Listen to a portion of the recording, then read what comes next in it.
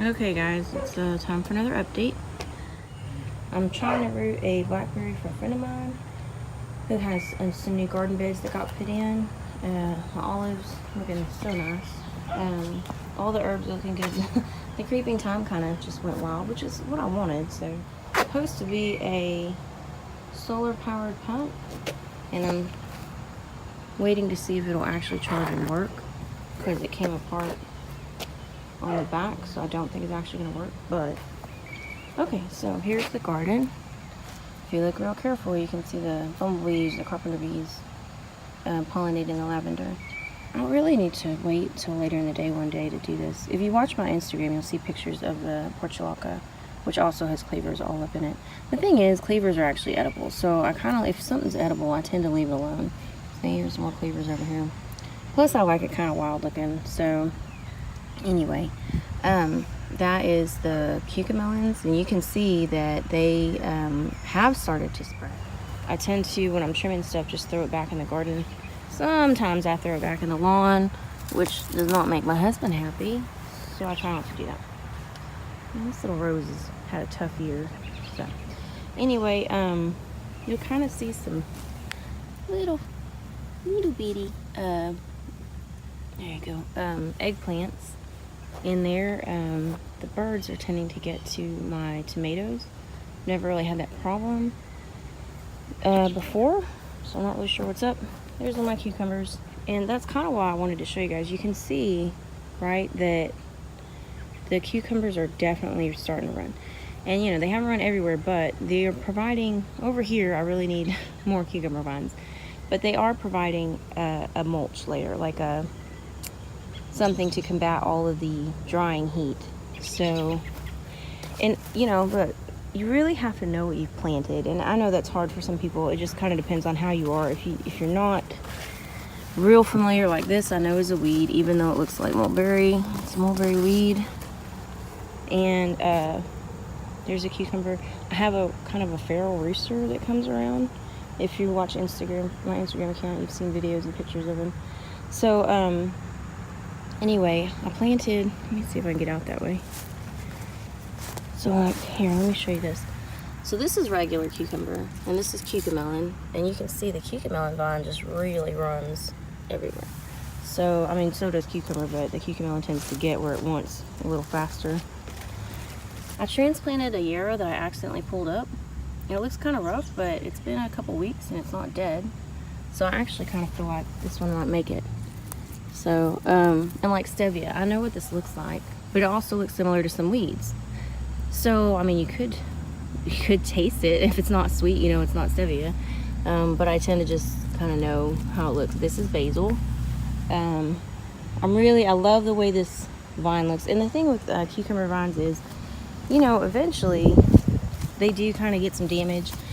And I'm really curious to see what happens this year. I'm really curious to see if these, you know, look awful in a month or what, because we're at like 100+ degree days with the heat index. We're at like 105 too. So I really need it to, it's creeping, it's getting here, and like you can see, it's already kind of getting here.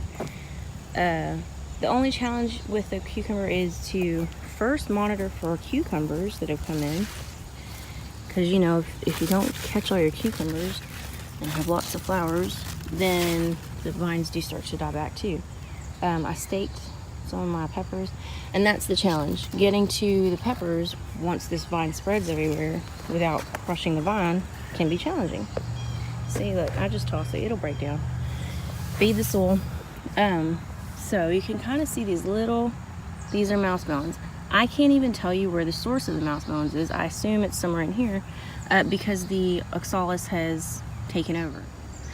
Anyway, that's kind of the thing, is all this oxalis will die back. If I ever want to plant something in here, I just have to dig a little bit below the surface and remove some of the tubers, and whatever I'm planting will have its own shot. And oxalis is not like a super heavy feeder, so I'm okay to keep it there.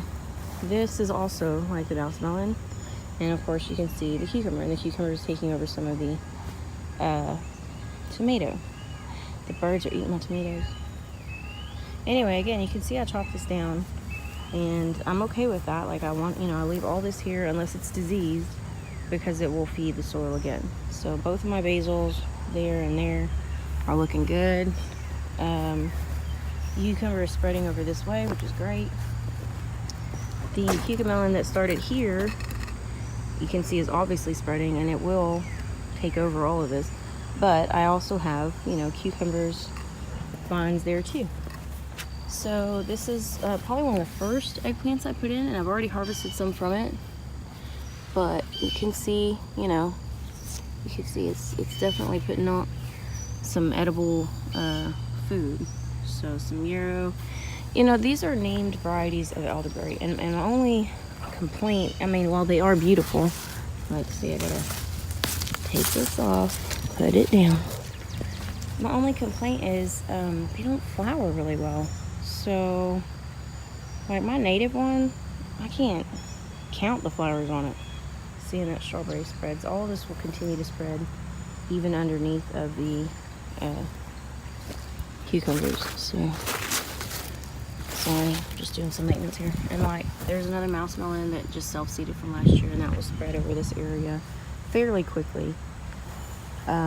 Anyway, back to the elderberries. You know, these are really fancy schmancy elderberries. That one's the Black Beauty. But what's the good if they're not ever going to flower? Half the beauty is the pink flowers on them. Both of them have pink flowers. Nothing. Not in 3 years. So, I'll tend to support my wild elderberry. Okay, so this is taking over. That is my little globe basil. There's some variegated thyme. But you can see how very quickly this cucamelon will spread. Okay, hold on. Problem with the chives is that they look remarkably similar to, come on, first edge. So I will be taking all of these out, and I'm definitely taking out some chives with it. But I'm okay with that because the chives will come back. There's enough bulbs left for the chives will come back. But this stuff is not chives. This is first edge, and it spreads so bad. If you don't get all the roots, it just comes right back. So trying to get all the roots, like, oh. And so what I will do is, here when this video is over, is I will go through, find the chives, and I'll plant those back in. But I mean, this right here, this is annoying. So anyway, this is, I really wasn't expecting this to fruit this year.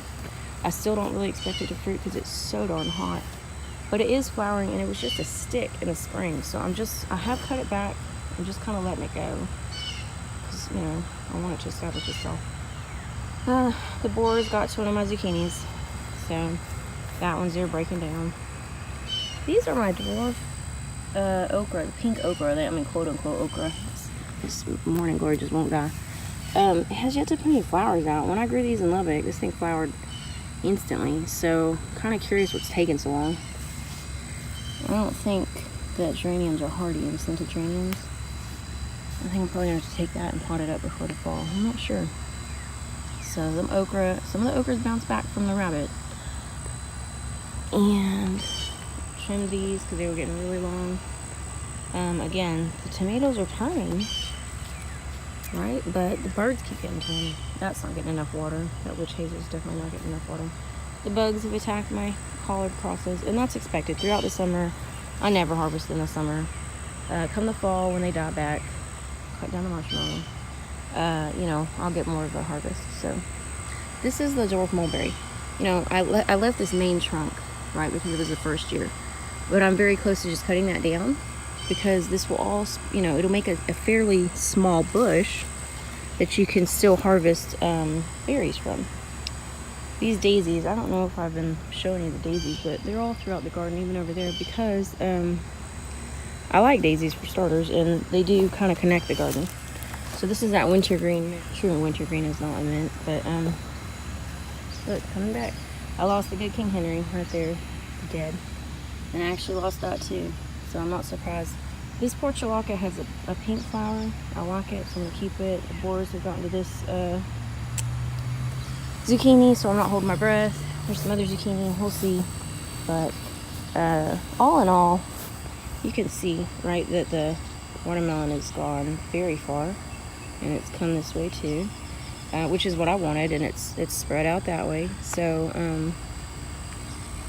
the ginger is still here, going strong. Even the strawberries are starting to run. You can see they're little, but this is just kind of the weird time of year where I basically water things and make sure they don't die if I can, and then I just let them go. Like, you know, just let them run, let them, what makes it, what doesn't, you know. So squirrel dug up my jalapeno that was right here, but the blueberry is still here, still has leaves, hadn't died yet. So it's a beautiful day. This is the first really pretty day I think we've had some rain. It's been really humid, like ragweed, not a marigold or whatever you might think it is.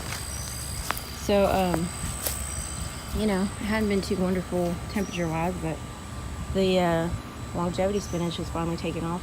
The aronia berry is starting to put some new growth at the bottom. I'm really pleased with that. I did trim down the spiderwort. I'll take you over there in a second, but you know, here's the funny thing with these strawberries. I literally had 3 seascape strawberry plants that came from Lubbock with me, and in 2 years they've just taken over this whole half of the garden. This Good King Henry is still kicking. I think I'm gonna probably plant some beans back here because the oxalis that was here has died back. But you can see that yes, I did cut down the spiderwort, and I've left a lot of what I cut down here to just kind of break down because that's what I do. So we'll just see. I really want to remove this one because there's a blueberry right there. So probably this fall I'll remove that one so that next spring this blueberry can have some light. But I discovered that spiderwort, you can eat the stalks as you would asparagus. Now I haven't done that yet because they're kind of mucilagous, whatever the heck. They're slimy. So I don't really know how I feel about that. But anyway, the carpet has definitely been established over here with strawberries. The violets are kind of establishing the carpet here. The watermelon's working its way out that way. So the coverage is happening. It's just, you know, on those things it takes time. In gardening terms, it's fairly quick. It's only been a couple weeks, but you know, in weather terms, it couldn't happen fast enough. So anyway, that's it for the garden right now, you guys.